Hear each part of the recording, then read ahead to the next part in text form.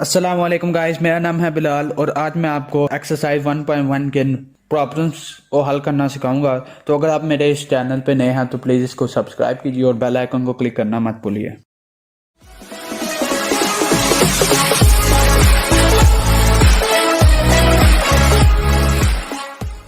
पहला सवाल स्टार्ट करते हैं। पहले सवाल से पहले मैं आपको एक चीज़ रिकमेंड करना चाहता हूं कि आप मेरा प्रॉपर्टीज़ ऑफ रियल नंबर्स पे एक लेक्चर है, उसको आप ज़रूर देखिए। लेक्चर को फोकस कीजिएगा क्योंकि अगर आपको वो आता होगा फिर ही आप ये कर सकोगे और इसकी अच्छी तरह से आपको समझ आएगी।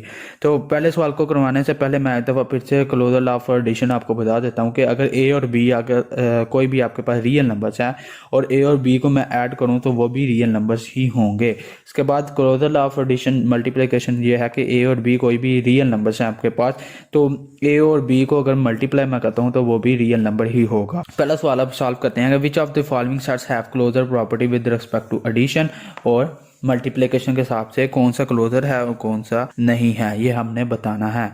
तो पहला सवाल करते हैं जीरो। तो पहला है नंबर ऑफ सेट जीरो, ठीक है। ये फेक है तो मैं करता हूँ जीरो प्लस जीरो और ये इसका आंसर आता है ज़ीरो और ये बिलोंग करता है आपके सेट से, तो ये एडिशन के लिहाज से क्लोज्ड है। उसके बाद अगर ज़ीरो मल्टीप्लाई बाय ज़ीरो करता हूँ, ये भी ज़ीरो आता है, ये भी बिलोंग करता है ज़ीरो के सेट से, तो ये भी क्लोज है विद रिस्पेक्ट टू मल्टीप्लिकेशन। अब दूसरा सवाल है, उसमें है नंबर ऑफ सेट जो है वो एक ही है, ठीक है। अब मैं क्या करता हूँ कि वन प्लस वन करूँगा तो इसका आंसर आएगा टू, जो कि बिलोंग नहीं करता वन से। तो इसका मतलब ये हुआ कि ये नहीं है with respect to multiplication, close नहीं है विद रिस्पेक्ट टू एडिशन। इसके बाद अगर वन मल्टीप्लाई बाय वन करता हूँ, उसका आंसर आता है वन, जो कि बिलोंग करता है इस सेट से, तो जिसका मतलब ये हुआ कि ये क्लोज्ड है विद रिस्पेक्ट टू मल्टीप्लिकेशन। उसके बाद तीसरा जो सवाल है वो कहता है ज़ीरो और माइनस वन। अगर मैं ज़ीरो और माइनस वन का एक सेट है उसको हल करता हूँ, पहले मैं ज़ीरो प्लस ज़ीरो करूँगा तो वो ज़ीरो आएगा जो कि बिलोंग करता है इस सेट से, लेकिन अभी फैसला नहीं हम कर सकते इसका। फिर अगर मैं ज़ीरो प्लस माइनस वन करता हूँ, इसका आंसर आता है माइनस वन, जो कि बिलोंग करता है। अगर मैं करता हूँ माइनस वन प्लस ज़ीरो तो इसका भी आंसर माइनस वन आता है, जो कि बिलोंग करता है ऊपर वाले से। लेकिन अगर minus one plus minus one करता हूँ, इसका आंसर आता है माइनस टू, जो कि बिलोंग नहीं करता ज़ीरो और माइनस वन से। तो मैं ये कह सकता हूँ कि ये फिर क्लोज नहीं होगा विद रिस्पेक्ट टू एडिशन, क्योंकि ये जो चारों चीज़ें थी ये इस सेट को बिलोंग करनी चाहिए थी लेकिन नहीं हुई, इसलिए ये क्लोज नहीं है with respect to addition. Multiplication के हिसाब से देख लेते हैं, ज़ीरो मल्टीप्लाई बाय ज़ीरो जो कि ज़ीरो आता है और वो बिलोंग करता है ज़ीरो माइनस वन से। Zero minus one multiply by minus one ये आता है वन, जो कि बिलोंग नहीं करता ज़ीरो और माइनस वन से। और zero multiply by minus one और ज़ीरो आता है, ये भी बिलोंग नहीं करता। और minus one multiply by zero, ये भी ज़ीरो आता है और ये बिलोंग करता था, सॉरी, और ये भी बिलोंग करता है ज़ीरो माइनस वन से।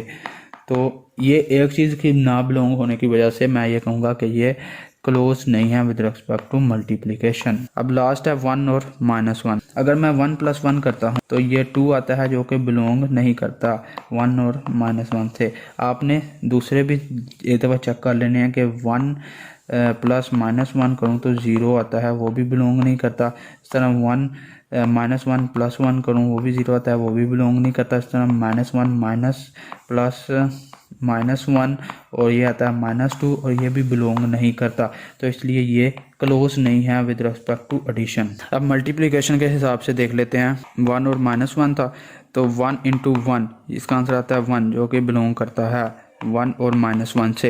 One multiply by minus one, उसका आंसर था माइनस वन, ये भी बिलोंग करता है वन और माइनस वन से। Minus one multiply by one, minus one आता है, ये भी बिलोंग करता है वन और माइनस वन से। और minus one multiply by minus one, इसका आंसर आता है वन, ये भी बिलोंग करता है वन और माइनस वन से। तो ये क्लोज्ड है विद रिस्पेक्ट टू मल्टीप्लिकेशन। दूसरा सवाल है कि name the properties use in the following question, कौन सी प्रॉपर्टीज में यूज हो रही हैं।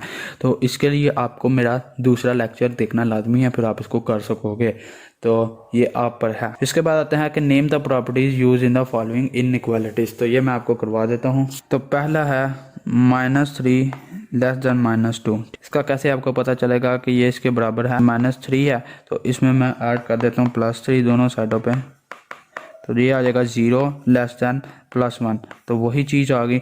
अब यहाँ पे मैंने एडिटिव प्रॉपर्टी इस्तेमाल किया, एडिशन किया, तो इसलिए ये एडिटिव प्रॉपर्टी होगी। अब दूसरा क्वेश्चन है 5 < -4। अब दोनों साइडों पे मैं मल्टीप्लाई कर देता हूँ -4 के साथ।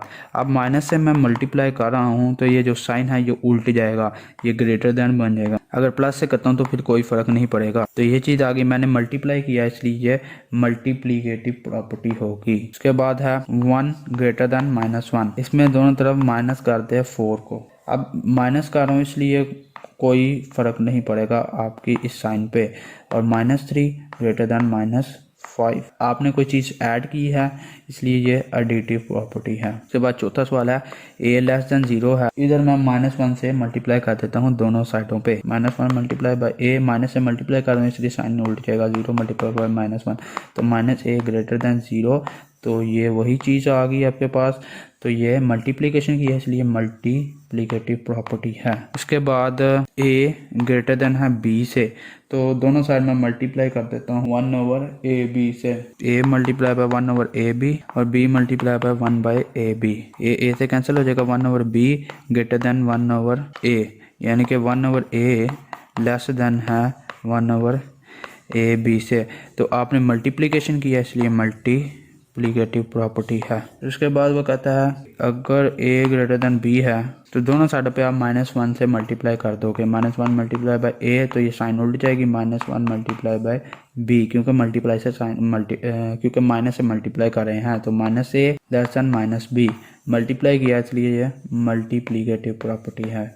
चौथा सवाल, आपने ये प्रूव करना है। आसान तरीका मैं आपको बताने लगा हूँ इसको प्रूव करने का। पहला करते हैं a/c b/c, ये लेफ्ट हैंड साइड कर दीजिए। इसको a मल्टीप्लाई बाय 1/c इसको लिख सकते हैं और इसको b मल्टीप्लाई बाय 1/c लिख सकते हैं। अब ये a और 1/c दोनों में कॉमन है, इसको बाहर निकाल लो तो आप ये आपका बन जाएगा 1/c और इसको आप लिख सकते हो a1 + b/c।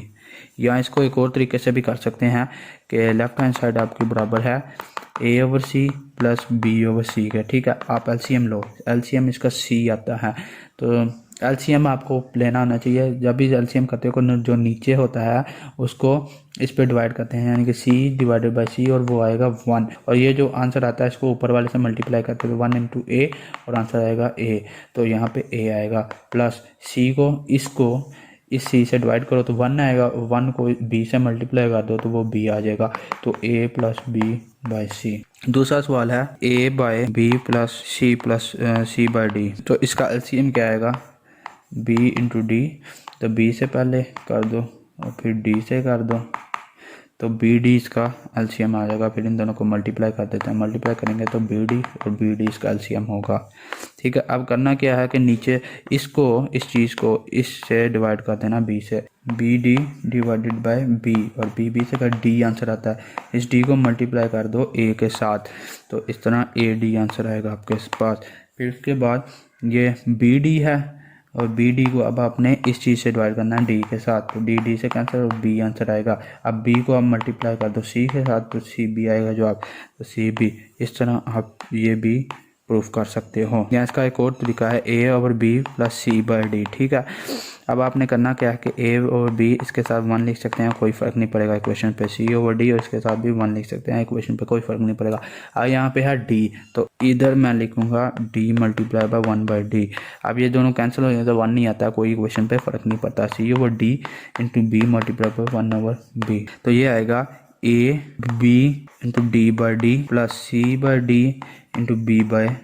अब ad/bd + cb/db।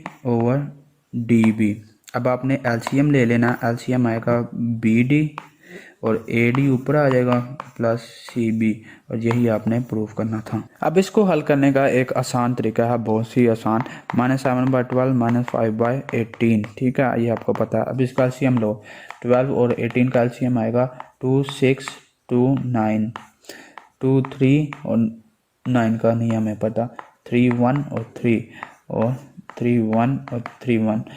अब इन सब को मल्टीप्लाई कर दो, 3 3 9 9 2 18 18 2 36, तो 36 आ जाएगा। अब आपने क्या करना है, 36 को डिवाइड कर दो 12 से और 12 3 36 और 3 को मल्टीप्लाई कर दो -7 से तो -21 आ जाएगा। इसी तरह अब फिर आपने 36 को डिवाइड करना है 18 से, तो 2 आएगा, और 2 को आपने मल्टी कर देना है -5 से, क्योंकि ऊपर है -5, तो -10 आएगा। ठीक है, और यही हमने प्रूव करना था। पहला सवाल है 4 + 16 x/4, लेकिन इसमें आपने हर एक स्टेप को जस्टिफाई भी करना है। चलिए सॉल्व करते हैं इसको। इस चीज़ को आप लिख सकते हो 1/4, अगर मैं कॉमन ले लूँ तो इसको मैं लिख सकता हूँ 4 + 16 x, क्योंकि a और b को हम लिख सकते हैं a × 1/b के साथ भी। मल्टीप्लिकेटिव आइडेंटिटी एक प्रॉपर्टी थी, वो कहती थी अगर a को मैं मल्टीप्लाई करूँगा 1 से तो वो a ही आता है, तो यही रूल अप्लाई करूँगा मैं यहाँ पे। 1/4 4 × 1 + 16 + 4 × 4 इंटू x। ठीक है, और ये है आपकी मल्टीप्लिकेटिव प्रॉपर्टी, आइडेंटिटी की जो प्रॉपर्टी है ये। फिर उसके बाद आप देखिए कि 4 × 4 16 आता है, और वो ये 16 होता है, कोई इक्वेशन पे फ़र्क नहीं पड़ता, और 4 × 1 वो 4 ही आ जाएगा, इक्वेशन पे कोई फ़र्क नहीं पड़ेगा। अब ये 4 इसमें कॉमन है, इसको मैं बाहर निकाल लेता हूँ,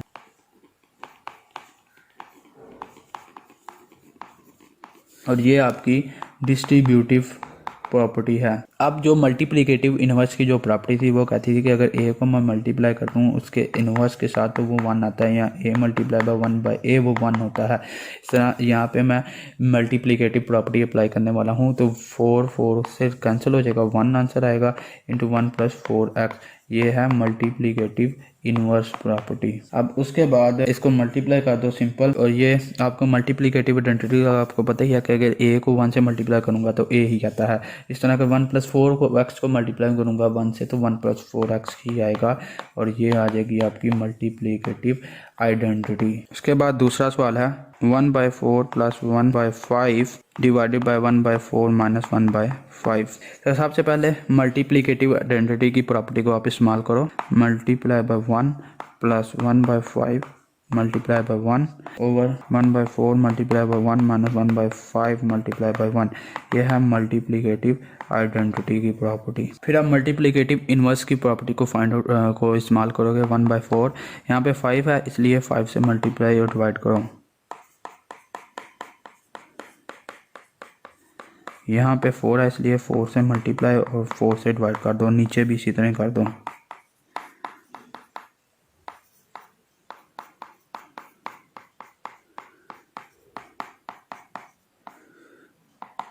ये मल्टीप्लिकेटिव इनवर्स है, तो ये बनेगा 1/4 × 5/5 + 5 × 4/4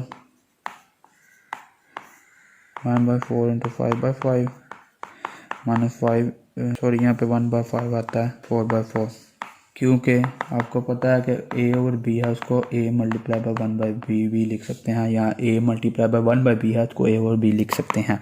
तो मल्टीप्लाई कर दो बस 5/20 + 5 4/20 इधर 5/20 - 4/20 5 और 20 ही होता है ना। इसी तरह मल्टीप्लिकेशन की है, इसके लिए आप लिख लो कि अगर a और b है उसको c/d से मल्टीप्लाई करोगे तो ac ओवर bd आंसर आएगा। 5/20 है, आप उसको इस तरह लिख सकते हो 1/20 + 4 multiply by 1/20 5 multiply by 1/20 - 4 multiply by 1/20। ठीक हो गया, और ये चीज़ होती है a और b है तो a × 1/b भी लिख सकते हैं इसको। अब इसमें से कॉमन क्या आ रहा है, कॉमन आ रहा है 1/20, इसको कॉमन ले लीजिए 5/4 × 5 + 4 × 1/20 और 5 - 4 × 1/20, और ये डिस्ट्रीब्यूटिव प्रॉपर्टी होती है।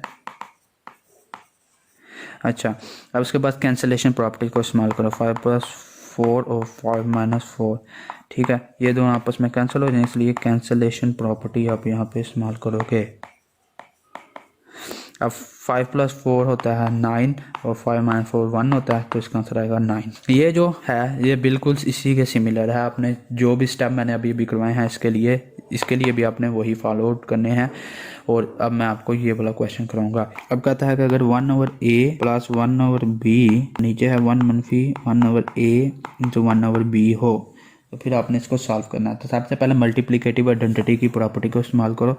तो पहले नंबर पे मल्टीप्लिकेटिव आइडेंटिटी, तो इसके लिए मैं क्या करूँगा, 1/a multiply by 1 plus 1 multiply by 1/b over 1 मनफी 1/a इंटू 1/b। अब दूसरे नंबर पे आपने मल्टीप्लिकेटिव इन्वर्स को यूज़ करना है। वो कैसे, यहाँ पे अगर b है तो यहाँ पे b इंटू 1/b से मल्टीप्लाई करो। 1/b है तो a मल्टीप्लाई बाय 1/a से मल्टीप्लाई कर दो, और नीचे उसी तरह 1/a मल्टीप्लाई बाय 1/b। तीसरे नंबर पे आपको पता है कि अगर a मल्टीप्लाई वगैरह है 1/b से, इसको a/b भी लिख सकते हैं, और यही करेंगे हम इन चीज़ों के साथ। तो 1/a into b/b plus 1/b into a/a divided by 1/a/b।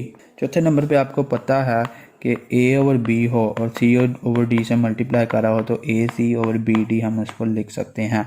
तो यही हम यहाँ पे करेंगे कि इन दोनों को मल्टीप्लाई करेंगे, b/ab plus a/ab divided by 1 minus 1/ab। Multiplicative inverse और मल्टीप्लिकेटिव आइडेंटिटी की प्रॉपर्टी को यहाँ पे अब मैं इस्तेमाल करूँगा। तो मैं लिख सकता हूँ b multiply by 1/ab plus a multiply by 1/ab over ab multiply by 1/ab। ये मल्टीप्लिकेटिव इन्वर्स इस्तेमाल किया यहाँ पे 1, और ये मल्टीप्लिकेटिव आइडेंटिटी है। ठीक हो गया। अब यहाँ पे आप देख लीजिए आपका कॉमन क्या है। आपका कॉमन है यानी कि 5 नंबर पे मैं डिस्ट्रीब्यूटिव प्रॉपर्टी को इस्तेमाल करूँगा। अब आपको पता है कि यहाँ पे ये चीज़ कॉमन है, तो मैं उसको कॉमन ले लेता हूँ, b plus a into 1/ab और डिवाइड कर देता हूँ। यहाँ पे भी ये चीज़ कॉमन है, इसको भी ले लेता हूँ, ab माइनस 1 इंटू 1/ab। ये डिस्ट्रीब्यूटिव प्रॉपर्टी होगी। अब आगे कैंसलेशन कर दो, सिंपल। ये देखें ये कैंसिल होगी, और b plus a over ab minus 1 क्या हो गया। और यही आपने फाइंड आउट करना था। तो उम्मीद करता हूँ कि आपको आज के मेरे इस लेक्चर की समझ आ गई होगी। तो अगर आपको मेरी ये वीडियो पसंद आई है तो इसको लाइक कीजिए और अपने दोस्तों के साथ शेयर भी कीजिए, और मेरे चैनल को सब्सक्राइब करना और बेल आइकन को क्लिक करना मत भूलिएगा। अल्लाह हाफिज़।